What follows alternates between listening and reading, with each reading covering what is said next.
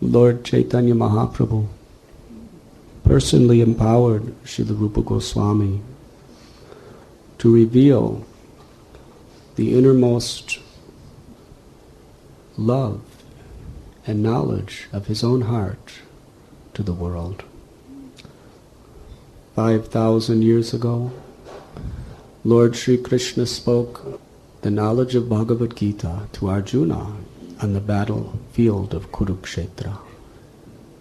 In a similar way, about 500 years ago, Lord Chaitanya spoke the ultimate conclusions of all scriptures to Sri Rupa Goswami at Prayag. Srila Prabhupada has taught us that all the authorized followers of Lord Chaitanya are known as Rupanugas, followers of Sri Rupa Goswami. Lord Chaitanya himself only personally wrote the 8 verses of Shikashtakam. It was through the 6 Goswamis, headed by Rupa Goswami, that he personally revealed the transcendental philosophy of devotional service. Rupa Goswami is, in the spiritual world, the intimate associate, maid-servant of Sri Radha and Krishna. His name is Sri Rupa Manjari. He has descended along with Radha and Krishna, who appeared as Lord Chaitanya, to help them in their divine mission.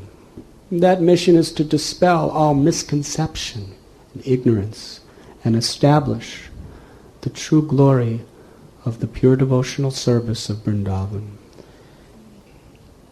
Srila Jiva Goswami describes the genealogy table of Sri Rupa Goswami. In the 12th century of the Shaka era, there was a Brahmin of the name Sarvagya Jagadguru. He was extremely learned in the scriptures, very pure in his life, and was very, very powerful and attractive.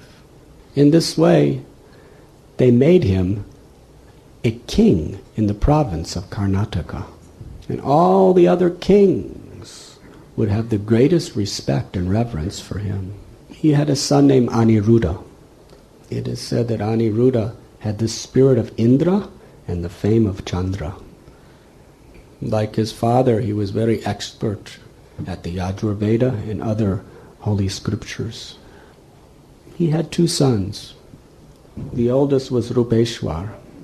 Rupeshwar was very gentle, very kind-hearted, very learned in the scriptures, a perfect Brahmin. His younger brother was Harihara. He became very expert at fighting with weapons. He was a powerful Kshatriya in his spirit, although born in a pure Brahmin family. The father, Aniruddha, got both of his sons married. Soon after that, Aniruddha died. Harihara, taking advantage of the situation due to his powers, he usurped all the property and wealth of the entire kingdom and left his elder brother Rupeshwar with nothing. Rupeshwar boarded a chariot with 8 horses and took his family from Karnataka province of South India to Orissa in Bengal. There he settled down with his family. He had a son of the name Padmanabh. Padmanabh was also a very, very great learned Brahmin, and he was a very dear devotee of Lord Jagannath. Padmanabh performed a yajna, and due to his devotion and his prayers, he had 18 daughters and 5 sons. One of his sons was named Mukundadev. Mukundadev also was a very great devotee of Jagannath, Krishna. And he had several sons, of whom the most illustrious was named Kumardev. Kumardev was married to a very chaste and pure-hearted lady named Revati. Such a great devotee and exalted person he was.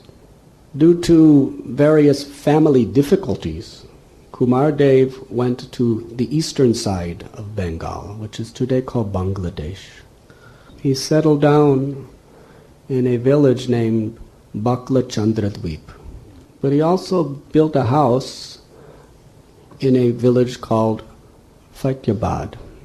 Because there were so many devotees there, he wanted their association. Amongst Kumardev's children, 3 were most illustrious. Their names were Amar, Shantosh, and Sri Vallabha. They were later to be known as Sri Sanatan Goswami, Sri Rupa Goswami, and Anupam. These 3 brothers were simply glorious in every sense. From their very birth, they had pure devotional sentiments toward the Supreme Personality of Godhead. As they grew up, they became exceptionally attractive to all of the society. They had beautiful bodily features. They were perfectly noble and self-controlled. Their minds were clear and clean. They had no envy toward anyone. They were simply embodiments of the Lord's love. You were listening to Radhanath Swami on devotionalnectar.com.